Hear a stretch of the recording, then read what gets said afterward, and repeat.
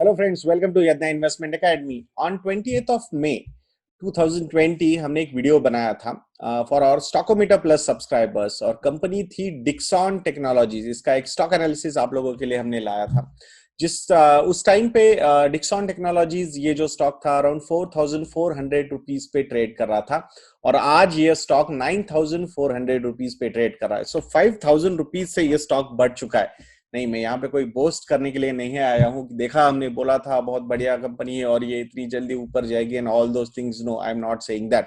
दो as a company हमें काफी अच्छी लगी थी। अर्निंग विजिबिलिटी हो या फिर अर्निंग्स की ग्रोथ विजिबिलिटी हो, वो काफी अच्छी नजर आ रही थी। That's why we have analysed that company at that point of time for our Stockometer plus subscribers.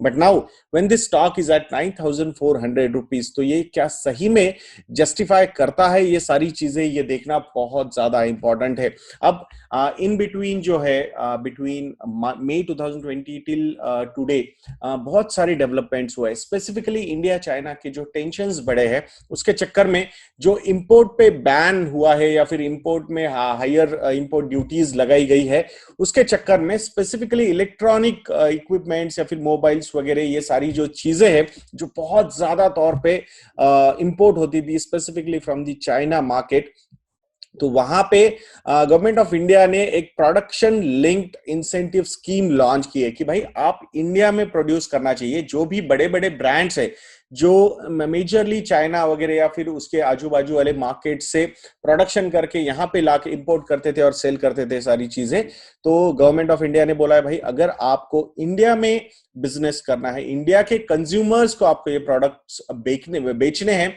तो फिर आपको यहाँ पे प्रोडक्शन भी करना होगा। ऐसा नहीं चलेगा कि आप बाहर से लेके आ रहे हो, यहाँ आके बेच रहे हो एंड देन अगेन पैसा लेके जा रहे हो। So that is not going to happen. अगर आपको यहाँ पे प्रोडक्ट्स बेचने हैं तो यहाँ पे आपको जॉब भी क्रिएट करने होंगे, और इसी के लिए production linked incentive scheme launch की है गवर्नमेंट ऑफ इंडिया ने। और उसका एक बहुत ज्यादा बेनिफिट ये जो कंपनीज है स्पेसिफिकली यहाँ पे जो कॉन्ट्रैक्ट बेसिस पे प्रोडक्शन करती है फॉर बड़े बड़े ब्रांड्स के लिए, तो उसके अंडर यहाँ पे डिक्सॉन टेक्नोलॉजीज ये कंपनी का एक एप्लीकेशन मंजूर हुआ है। उसके चक्कर में उनको भी ये इंसेंटिव्स मिल सकते हैं।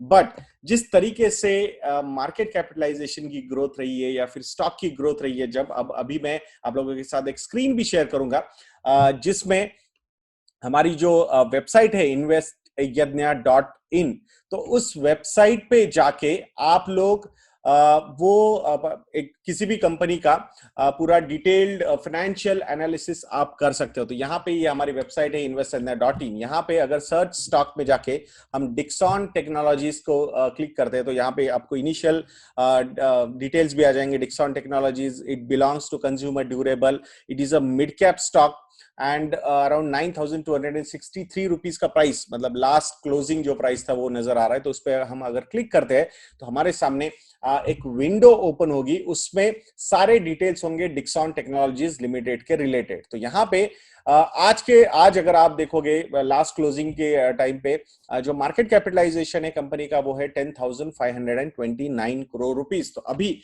जिस तरीके की रैली हमने देखी है स्टॉक में, मतलब 5-6 महीने पहले ये 4-5 हजार करोड़ रुपए का मार्केट कैपिटलाइजेशन का कंपनी होता था, आज वो 10,529 करोड़ 10,529 करोड़ रुपीस का मार्केट कैपिटलाइजेशन का कंपनी है। तो हो सकता है नेक्स्ट जब रिव्यू होता है ना ये small cap, mid cap, large cap companies का according to their market capitalisation, तो वहां पे ये शायद मिड कैप कंपनी बनती हुई नजर आ रही है। बट जब एनालाइज किया था तो वो स्मॉल कैप कंपनी थी initially, but now it looks like a mid cap company. It is in top 250 companies, that's what current market capitalisation is suggesting to us. Last 52 weeks में highs and lows अगर हम देखेंगे तो 10,281 का इसका 52 week high touch किया है इस स्टॉक ने, और जो 52 वीक लो था वो था 2,671 rupees. I am not suggesting ये टिपिकल जो 52 week high and 52 week low की जो इंफॉर्मेशन देते हैं आपको, no I am not saying that. मैं जस्ट आपको ये रेंज दिखाने की कोशिश कर रहा हूं, मतलब from the low of 2,600 to the highs of 10,281, मतलब 4 टाइम्स बढ़ा है from the 52 week low to 52 week high. So this rally is looking quite phenomenal। तो ये सस्टेन कर पाएगी का, that is the biggest question. Stock P अगर की अगर हम बात करते हैं तो 114 का पी नजर आ रहा है इस स्टॉक का। अब नॉर्मली मैं हमेशा आप लोगों को सजेस्ट करता हूं कि पी जब भी आप देखते हो तो आपने और एक रेशियो देखना चाहिए, एंड दैट इज ग्रोथ। तो जहां पे सेल्स की ग्रोथ हो या फिर ऑपरेटिंग प्रॉफिट की ग्रोथ हो या फिर नेट प्रॉफिट की ग्रोथ है, सही में ये जस्टिफाई कर सकती है क्या? तो ये तो ट्रेडिशनली जो हुआ है उसके हिसाब से हम एनालाइज करते हैं। Now there is something called forward P और फॉरवर्ड पीजी। इट मींस कि नहीं भाई, यहां तो मतलब पहले तो इसकी ग्रोथ इतनी ज्यादा नहीं थी, बट आने वाले समय में, आने वाले 3-5 सालों में ये 100% से ज्यादा प्रॉफिटेबिलिटी की ग्रोथ कंटिन्यूअस बेसिस पे दे सकता है क्या? That is the biggest question. अब यहां अगर हम बात करते हैं, जो पी रेशो के बारे में हमने बात की, तो पी कैसे एक्सपांड हुआ है ये आपको समझ में आ जाएगा। नवंबर 2019 लास्ट ईयर में इसका जो पी रेशो था वो 39 का था। So from 39 currently the P ratio is around 114। सो 114 तक अगर ये पी रेशो बढ़ जाता है तो इतनी ज्यादा री रेटिंग होने जैसी सारी चीजें डेवलप हो रही है क्या? अब अर्निंग्स तो जस्टिफाई कर नहीं रही है जो हमने देखी है लास्ट 1 ईयर में। अब सारा खेल है कि भाई प्रोडक्शन लिंक्ड इंसेंटिव स्कीम के चक्कर में इनको कुछ नए नए अकाउंट्स मिलेंगे, नए नए जो कस्टमर्स मिलेंगे, जो बड़े बड़े कस्टमर्स होंगे, जैसे कि सैमसंग हुआ या फिर एलजी हुआ, हो सकता है सैमसंग तो उनके साथ शायद टाइप हो, जो हो भी चुका है। तो वहां पे ये जो प्रोडक्शन आएगा उसके चक्कर में इनके रेवेन्यूज बहुत बढ़ सकते हैं। अब यहाँ क्वार्टरली रिजल्ट्स की अगर हम बात करते हैं तो June quarter as expected, because of there was a lot of production facilities जो है उसमें प्रॉब्लम्स हुए थे, उसके चक्कर में जो सेल्स का था वो सेल्स एक्चुअली डीग्रो हुआ था फ्रॉम 935 टू 466 करोड़ रुपीस, अगर हम जून टू जून की बात करते हैं, which was expected because that was a very bad quarter for almost all the Indian companies, जहां जहां पे मेजरली प्रोडक्शन रिलेटेड कंपनीज, तो उसकी वजह से। But the worrying sign for me for such kind of stocks is the operating profit margin. See, at the P ratio of 39, 40, up to 50 also, I'll say, it looks quite attractive. But for the P ratios of more than 100, तो फिर आपको वो एक red flag raise होने में कोई problem नहीं है। सो नॉर्मली जो चीज, आई एम नॉट सेइंग कि जेएमएम फॉडलर में जो हुआ वो यहाँ पे भी डिक्सॉन टेक्नोलॉजीज में होने वाला है, but there are a lot of risks involved when you are investing in a company with more than 100 price to earnings ratio. तो यहाँ पे यही चीज मुझे लग रही है। तो यहाँ प्रॉफिट तो डिक्रीज हुआ है, the most worrying factor is the operating profit margin. Normally long term average जो है ऑपरेटिंग प्रॉफिट मार्जिन का वो 5 से 6% के बीच में है इस कंपनी का। सो that is also another problem. अगर ये बड़ी बड़ी कंपनीज आ रही है, इनको कॉन्ट्रैक्ट मैन्युफैक्चरिंग दे रही है, because what Dixon does is contract manufacturing for big brands like Samsung हो या फिर अदर ब्रांड्स जो सेल करते हैं सारी चीजें, तो वहां पे इनको कॉन्ट्रैक्ट मैन्युफैक्चरिंग मिलती है, तो प्राइसिंग का पावर बहुत ज्यादा इनके पास होता नहीं है। That is another problem. और वहां पे आई थिंक बैकवर्ड इंटीग्रेशन वगैरह करके ये कंपनीज थोड़ा सा सारी चीजें मैनिपुलेट भी कर सकती है, जो बड़े बड़े ब्रांड्स है, तो उसके चक्कर में तो प्राइसिंग पावर बहुत ज्यादा नहीं है। So everybody is banking on the natural growth, organic growth. It's not about कि भाई ये कोई नए कस्टमर्स जुड़ेंगे, नहीं, वैसी बातें वहां पे थोड़ी सी कम ही लग रही है मुझे। बट कि भाई एग्जिस्टिंग जो लोग खरीदने वाले थे, जो बाहर से इंपोर्ट हो रहा था, वो सारा प्रोडक्शन अगर यहाँ पे शिफ्ट होता हुआ नजर आता है तो उसका बेनिफिट इस कंपनी को कितना मिल सकता है? Definitely it could be multifold also, and that's what the market is suggesting. But as a retail investor, अगर आपने अर्लियर लेवल्स में, लोअर लेवल्स में बाइंग की है, तो it could be a reason for you people to reorganise और reallocate the allocations to this particular stock. ये मेरा सजेशन रहेगा आप लोगों के लिए। बाकी आप आपके एडवाइजर को पूछ के वो सारी चीजें कर सकते हो, but things are not looking that rosy जो मार्केट हमें पिक्चर दिखा रहा है। That's what I feel, because ये सारी जो चीजें इंप्लीमेंट होंगी, ये नए कस्टमर्स आएंगे, प्रोडक्शन शुरू होगा, प्रोडक्शन लिंक्ड इंसेंटिव मिलेंगे गवर्नमेंट की साइड से, I think it will take its sweet time. So ये नेक्स्ट 3 से 5 साल की जर्नी है, जिसको बहुत ज्यादा डिस्काउंटिंग मार्केट ने ऑलरेडी कर चुका है। So that is a worrying sign for me. Now अगर ईयर वाइज अगर हम बात करते हैं तो यहाँ पे ये अब कभी कभी कैसा होता है, अगर प्रॉफिट की ग्रोथ बढ़ जितनी होती है उतना पी रेशियो होना चाहिए। That is also one argument lot of people do. यहाँ पे 56 करोड़ रुपीज से मार्च 2019 में जो प्रॉफिट था वो 111 करोड़ रुपीज हुआ, और यहाँ पे ये ऑलमोस्ट 100% प्रॉफिट ग्रोथ हुई। And that's why a lot of people can say कि भाई ये तो जस्टिफाई कर रहा है, इसकी जो ग्रोथ है वो जस्टिफाई कर रही है इसके पी रेशियो को।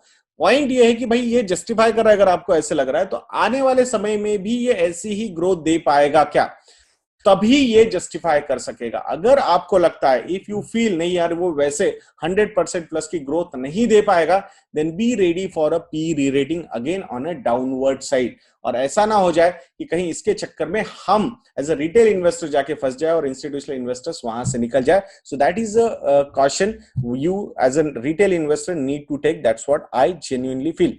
बाकी अगर आप इनके कैश फ्लोज वगैरह देखोगे तो मार्च 2020 वाला जो फाइनेंशियल ईयर था उसमें फ्री कैश फ्लो या फिर net cash flows were quite positive, so there is no problem. So अगर रिक्वायरमेंट आती भी है तो company will be ready to invest and with the kind of support from the government of India for this production linked incentive scheme. So अगर market से पैसा उठाना है फिर इक्विटी पोर्शन से हो या फिर डेट पोर्शन से हो, so that should not be a problem for this company. That's what I feel.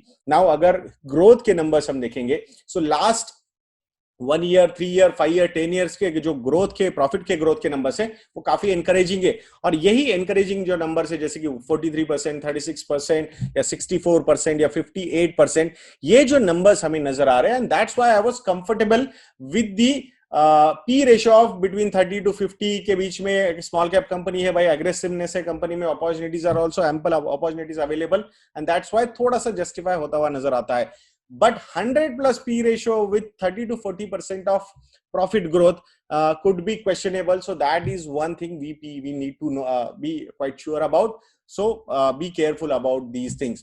और यहाँ पे जैसे आपने देखा है कि CAGR टर्म्स में स्टॉक की जो राइज है वो 209% for 1 year, 51% for 3 years. Vis-a-vis the growth numbers are not matching the performance of stock.